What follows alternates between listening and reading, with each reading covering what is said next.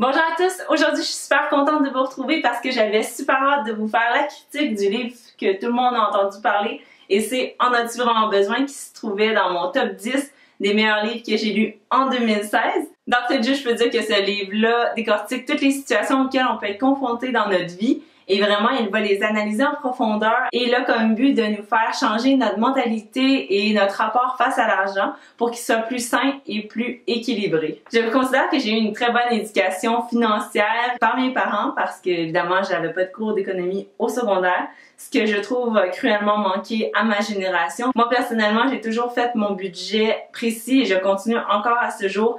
Tous les mois, j'écris toutes les dépenses, tous les revenus que j'ai.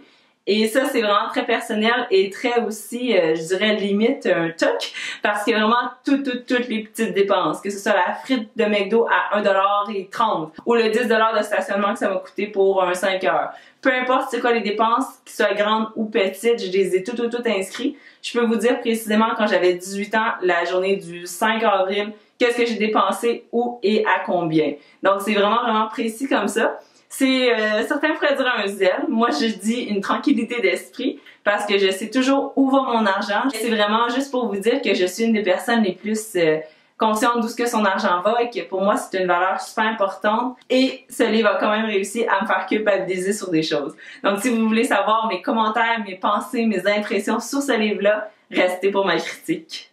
Ce qui est vraiment le fun, c'est que le livre couvre vraiment beaucoup de sujets. Il est quand même assez épais.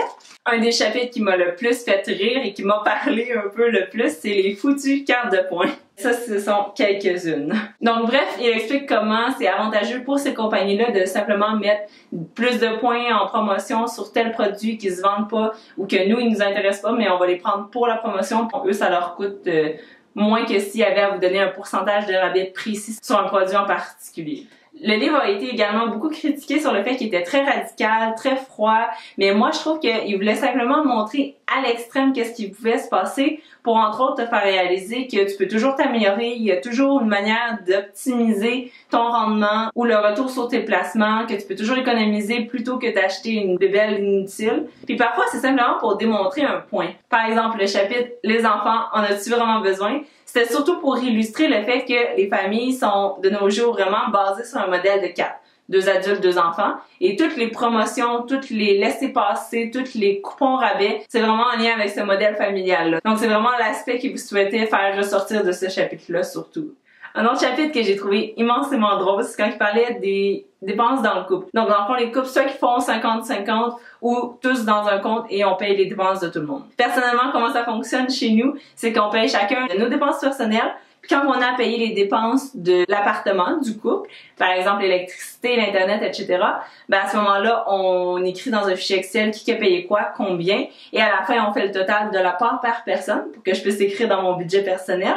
Et qui doit tant à l'autre pour savoir ce qui a dépassé. Donc on fait ça dans le but que ce soit équilibré, juste, précis. Je suis une personne assez précise également, mais également pour qu'on puisse pas s'empêcher d'acheter qu'est-ce qu'on veut sans se faire juger par l'autre. Fait que si moi j'ai le goût de dépenser 50$ en restaurant, 50$ en livre par mois et que lui ça l'intéresse pas, son dada c'est d'autres choses, ben il peut le faire. Moi ça va pas me déranger, lui mes choses vont pas le déranger. Donc c'est comme ça que nous on fonctionne jusqu'à présent. Mais vraiment la phrase que j'ai aimée qui m'a fait sourire, c'est quand l'amour se transforme en gestion de fichiers Excel. Je me suis sentie un peu pointée du doigt, mais c'est pas grave parce que nous on n'a pas de conflit avec ça et ça fonctionne pour nous. Une des choses que j'aime beaucoup de ce livre-là, c'est qu'il nous donne vraiment plein de trucs, mais également il nous fait réaliser plein de petites choses. Par exemple, le fait que tu ailles au restaurant te coûte déjà 30% de plus cher. Pourquoi?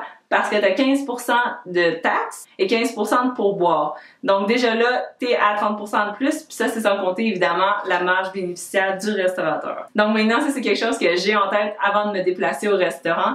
Est-ce que je suis capable de le faire chez nous?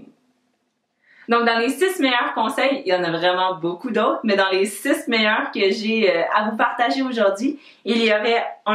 Acheter moins mais acheter mieux. Numéro 2. Avant une dépense importante, demandez-vous combien de temps en heures de travail ça va vous prendre pour le rembourser. Numéro 3. Pourquoi payer un peu plus pour le modèle de laveuse à 28 cycles quand on n'utilise que 3 cycles? Numéro 4. Quand on achète un bien, c'est vraiment la qualité qu'on devrait regarder et non le prestige qui y est associé. Numéro 5, c'est le No Gift Hack, donc vraiment le fait de éviter de se donner des cadeaux. Et numéro 6, il nous dit que les dettes sont nécessaires si c'est pour investir, mais pas pour dépenser. Donc en conclusion, c'est un livre évidemment que je lui ai donné 5 étoiles. C'est un livre que je pense que tout le monde devrait lire. Que tu sois d'accord, que tu sois pas d'accord avec lui, lis-le jusqu'à la fin. Tu vas peut-être accrocher sur quelques petits trucs, mais l'ensemble du livre vaut vraiment, vraiment la peine, évidemment. Je pense qu'il devrait être enseigné dans les écoles. Et finalement, il dit qu'à 35 ans, on devrait avoir déjà accumulé l'équivalent de 2 années de salaire en économie ou en placement ou mis de côté. Donc moi, c'est vraiment un de mes objectifs. Je me mets au défi. J'ai seulement 23 ans, donc j'en masse le temps d'économiser. J'ai déjà presque la moitié de ma mise de fonds pour une maison. J'économise depuis des années. Donc moi, ça me fait pas peur et je suis sûre que c'est moi qui vais en bénéficier au bout du compte. Donc finalement, Monsieur McSween, à quand un prochain livre? Je pense qu'on en a vraiment besoin. Sur ce, j'espère que vous avez aimé ma critique, que vous avez pu en tirer quelque chose, que ça vous a donné le goût de lire si c'est pas déjà fait. Si c'est déjà fait, laissez-moi savoir dans le bas quel conseil a vraiment changé votre vie ou lequel vous a été le plus utile. Likez cette vidéo si vous avez aimé ma critique et je vous retrouve dans une autre vidéo très bientôt. Bye bye, à la prochaine!